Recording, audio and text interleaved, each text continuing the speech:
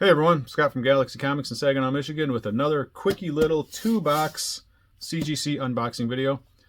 Today I have one box of 9.8 pre-screens. It's a big box, so hopefully there are 25 9.8s in here, although I doubt if there are. The other one is a box of moderns. I'm not sure exactly what, probably just customer books. So could be cool, could be 25 of the same book, I don't know. The reason I like this box is because most of it is Star Wars action figure variants, and the story behind that is I have a guy that when they first started doing the action figure variants again back in 2015, holy crap, like almost 10 years ago, when Marvel started doing them for the Star Wars books, I thought they were really cool, and I told everybody, I'm like, these are really cool, and I had a guy come in that he was a big Star Wars fan. He collected the Star Wars comics, and he's like, those are really cool. But he wanted to get them graded to like display. And so we talked about, of course you want 9/8. Everybody wants 9/8, especially on modern stuff. And we sort of went back and forth, said, well, if you go 9/8 pre-screen, you might get a bunch rejected, and then you're paying $5 a piece for nothing. If we go 9/6 pre-screen, you might get some 9/6s, but you'll get more of them. You get all 25, probably 24 of them back. 9/6 or better. And we sent them in. This was early on. I hadn't done a lot of pre-screen. I wasn't as confident in my ability to pull 9/8s as I am today. And so we sent in, I think the full invoice was for him, I think it was 25 books, maybe 20, 25 books, and a 9/6 pre-screen. Sent him in, got him back, all 9/8s, like every one of them. Might have been a reject in there, but all the ones that were graded were 9/8s. And we're like, oh, that's awesome. And also, that sucks because now every subsequent submission I've done for this guy had to be a 9/8 pre-screen instead of a 9/6 pre-screen. Because he already started with, 18, 20, 22, 9.8s. Fast forward to now, he has just about every Star Wars action figure variant graded 9.8. There was a couple that were like exclusives, retail exclusives. Or maybe I think one of the Mace Windows was a ratio variant or something that he hasn't quite found that book yet, those couple of books, but he has every other one that I've sent in for him, a 9/8, including the Luke sketch, the number 1 Luke Skywalker sketch cover. He bought that from a guy, I think a guy in England. That was not a cheap book, but it's an awesome collection, awesome collection. I think someday I'm going to try to do a video on that if he ever gets them displayed again. He moved into his own apartment or whatever a couple of years ago, and he still doesn't have his stuff displayed. And you got to get that stuff out. Now we're talking about how to display things and how to display things safely and correctly. But once he gets those out, hopefully I'll be doing a video on, that's interesting, on those. So here's another batch. It's not all Star Wars ones, but it's almost all for this guy. Oh, there is the little box. We don't like to see this box. Raw books inside. Let's see. See how badly we got pounded.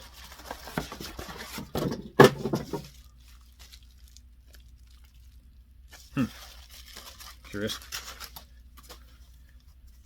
4. Okay, so there's 4 in here. Rejected.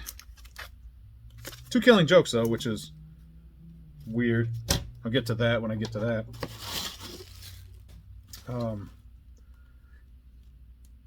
I guess I'll start with the Killing Joke. Okay, the reason the Killing Joke is weird, I got 1/9/8. Killing Joke first print 9.8. I sent a bunch of these in last year, and it was all from an unopened case. They came in like with the counter dump, and they came in a case of, I don't know, 20 or is there 10 or 20 books? I don't remember how many Killing Jokes were in there, but these particular copies were from an unopened case of Killing Jokes, and I sent in like 7 of them last year, all of them 9/8. Got them all back. Awesome. These are the last 3 I had. I got 1 9/8 and got 2 rejected. Sad for me. Okay. I'm just going to start with the Star Wars. I don't know if I'll do them all. I say that every time, and then I end up doing them all, and the videos end up being 20 minutes. Here is a Star Wars 32 Yar Yar Binks. Even though it's Jar Jar Binks, these action figure variants are so cool. Try not to get glare. That's why I'm holding it kind of funny. That's pretty cool. Newt Gunray with his blockade. That's perfectly regal. That's how he said it, not me. You know, I'm quoting Star Wars. Don't cancel me. Boss Nass.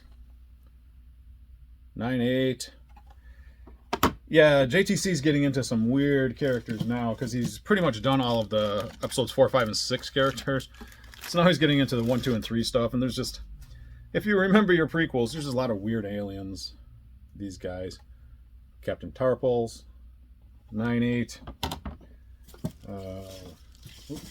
Skip that one, come back. Skip those, come back. This one's neat. I think it's kind of neat. Darth Maul hologram.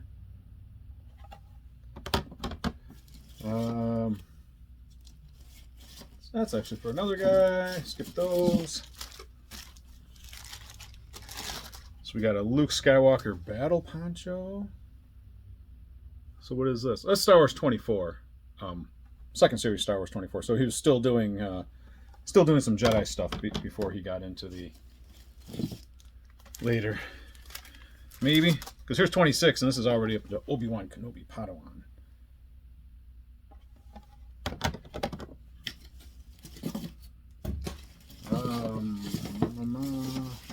Okay, these are for me. I do this when he sends in stuff to get graded. Star Wars action figure variants. I'll usually throw in a few of these, and these were exclusive from John Tyler Christopher's website. So this is the Wicket. This is Star Wars 24, same as the 24 Luke Battle Poncho. But a lot of times when he offers action figure variants on his website, I'll order, I don't know, like 6 or 8 of them. I used to get 12. They're not quite as big as they used to be. Another Wicket. I don't know why I opened that one.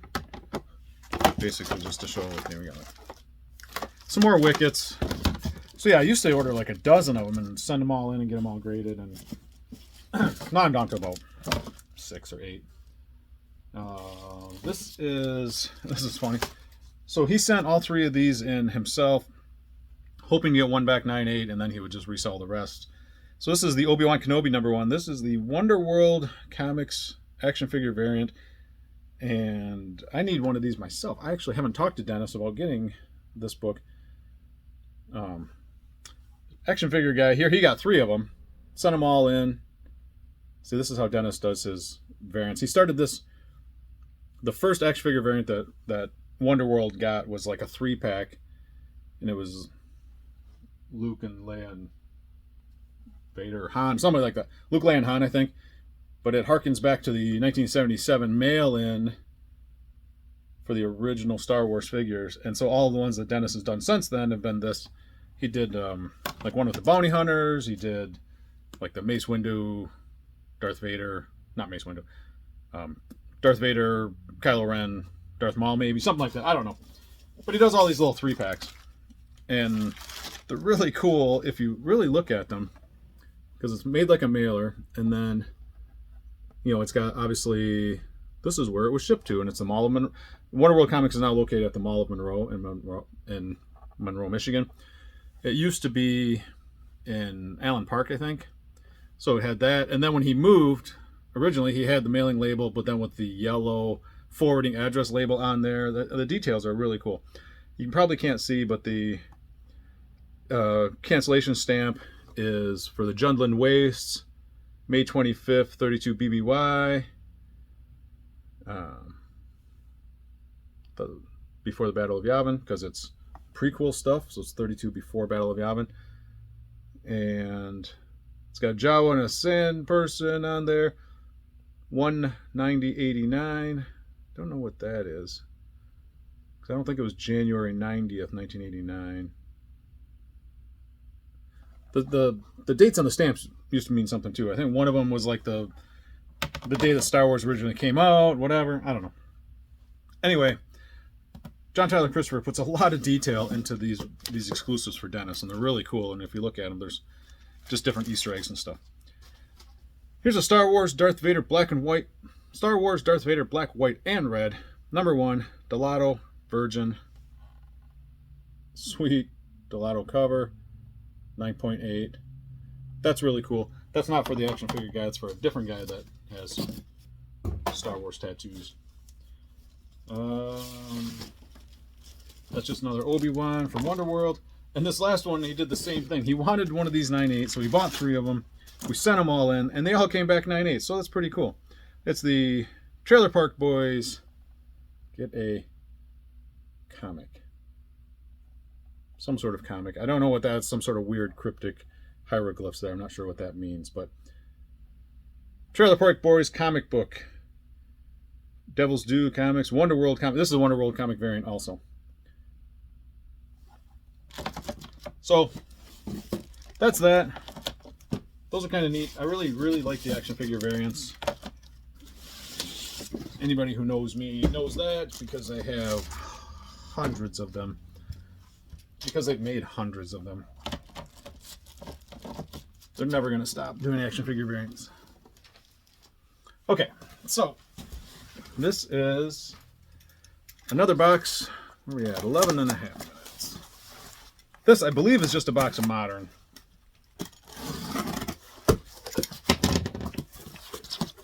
See, it's got the regular long one. It doesn't have the 2 half ones. Whatever.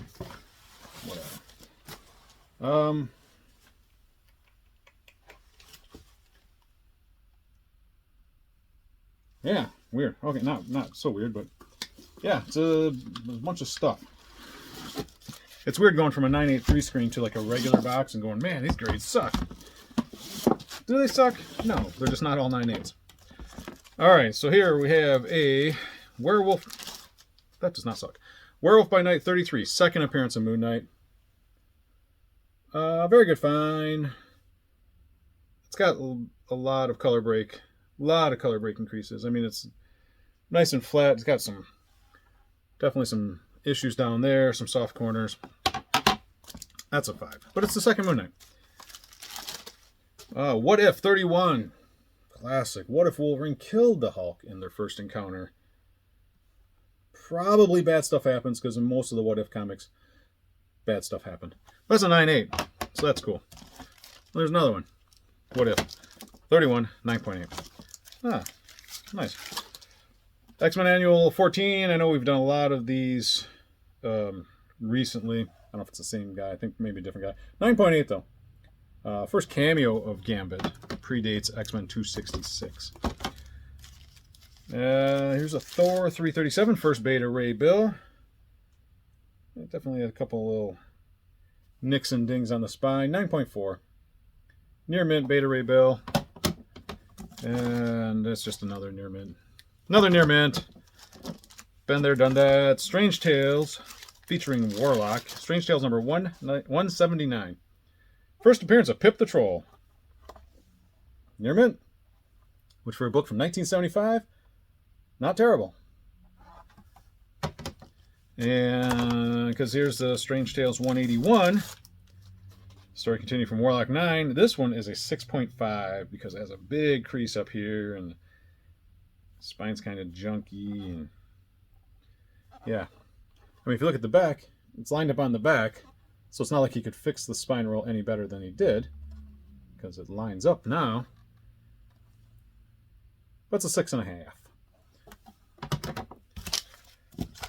Oh, this one could have been better. Speed Racer number 1. 1987. Near mint. I mean, near mint. Near mint's near mint. That's cool.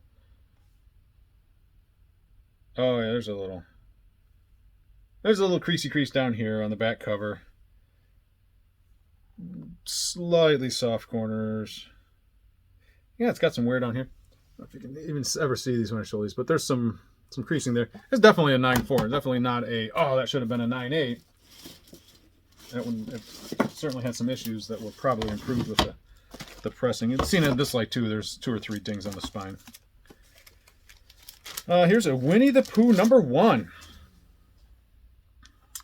8.5. Pretty good, I think. Books from 1977. Kids book, which the kids books, the gold keys and stuff, are notoriously difficult to find in high grade. And this definitely has some creasing on the spine, but it's a very fine plus. So that's pretty cool. Better than this book, X-Men 130, first appearance of Taylor Swift in comic books. Way back in 1980, which I'm pretty sure is before she was born. Definitely sure that's before she was born. Anyway, first Dazzler in the X-Men. Definitely some color breaks, couple little tears on the top from probably production stuff, but the book has some issues. Not as many issues as this book, apparently. Holy smokes. Might have to find the grader's notes on this one, but it'll probably say something like there's a stain somewhere or something. Oh, yeah, it had some water damage. There's some water staining on the bottom. Hulk 340, the classic McFarlane cover. 6. It's a fine copy, but there is, you can see a little bit of staining down here. You can't, I can. And I don't know how extensive that is, but that is probably what hammered that book, was the water damage / stain. New Teen Titans #1. 8.0, very fine. Not bad. Book from 1980. It's got a couple of, definitely got some color breaks. It's got a soft corner down here. It's got a little bit of staining there. It's actually not a bad book for an 8. Let's just pull all this stuff out of here. Mix it all up real good so I can't figure out whose is whose. So here's an Amazing Spider-Man 194. First Black Cat. 7.0. Fine, very fine. Tough book in high grade because of that black cover. It's all black. Shows every little defect. Although the spine looks really good. There's definitely some staining there. Oh, there's definitely some staining on the back. Oh, yeah. Oh, yeah. That's a, I don't know if you can see staining on the bottom. That is definitely not a near mint book. So a 7 is probably should be happy with a 7. Wolverine Limited Series #1, 9.4, near mint. Cool book. Couple little dings. Amazing Spider-Man 361, First Carnage, 9.8. If you've watched my videos, we've seen dozens of those, at least a dozen, right? So here's a, yeah, that one came back a little nicer, but Wizard #1, which I'm finding this book is kind of tough to get. Super high grade. It's a big thick book, cardstock cover. So when you get stuff like, you get stuff like this up here. I don't know if you can see that or not. Anyway, there's a big crease on it. Try not to show you all the junk I got in the background or the camera. Anyway, Wizard #1, 8.5. Very fine plus. Probably just because of that crease. That's probably the only defect with it. This one came back a little better. This was the Wizard #1 San Diego Comic Con edition, which I had never seen until this guy brought this in. It's a 9.2. It's got a couple little scuffs, but it doesn't have any big creases on it. And it's got a stamp on it that says San Diego Comic Con, which I think is the only difference. I mean, it's got the same price, the same cover. They just got them stamped with that, so it's a San Diego Comic Con edition. Has to be somewhat more rare, though, right? And that's a near mint minus. Oh, nice. Scooby-Doo #1. First Charlton appearance of Scooby-Doo. I don't know what Scooby-Doo's first appearance was, if this isn't it. But this is a near mint copy. A little better than the Winnie the Pooh, which was for the same guy. That's a cool book.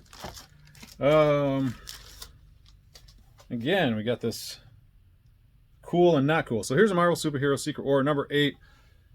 First origin of black costume, not first appearance, but definitely some staining on the back. Bam, 6.5. And of course, the very next book is Marvel Superhero Secret Wars #8, Origin of Black Costume, 9.6, not a 9.8, but a decent copy. Last couple here, X-Men 266, First Gambit, 9.6, again, not a 9.8. So we got a couple. That Carnage, pretty harsh. Bunch of 9.6s. Infinity Inc. 14. First McFarlane published cover. Second Todd McFarlane story. Second full Todd McFarlane story. And this has got... I mean, it's not wrinkled or creased, but there's definitely a color break on guy's elbow. 9.6. That's a nice 9.6. With that color break. But if that's the only thing that's wrong with it, then 9.6 is fine. Captain America Annual 8. Obviously, everybody wants this because it's the first appearance of Overrider. And that's the only reason anybody wants this book. Cap Annual 8. 9.2. Pretty nice. Sometimes the annuals are a little harder to get because of their thicker. I don't see anything wrong with this one. That's a sharp. That's a really nice 9 too. And another book that I used to buy these out of dollar boxes all the time. So this is a Dead World number 10. Black cover, super tough to get. High grade, 8.0. Definitely has crease, color break crease, couple of dings on it. And all the Dead Worlds used to be able to, well, 20 years ago, used to be able to pull them out of dollar boxes all day until somebody went, wait a minute, that's got an ad for the Crow on the back. This is the first appearance of the Crow, even though it's an ad. And I don't think ads count as first appearances, but it's kind of a cool. It's not just a cover of the book, like someone or a blurb or whatever. It's actually a nice James O'Barr Crow piece that is probably unique to this ad. It just says the Crow coming in February. So, first Crow makes this book way more expensive than the Dead Worlds around it. And plus it's Dead World, which is cool. Although it's the Caliber version where it started to slightly get less cool. The Arrow stuff was awesome. First Crow, pretty neat. Anyway, so that's that. 22 minutes. All right, I'm going to shut up. So this is what we have for now. 2 boxes. As always, more stuff out. As always, more stuff coming in. We'll do another video when I get more stuff. And thanks for watching.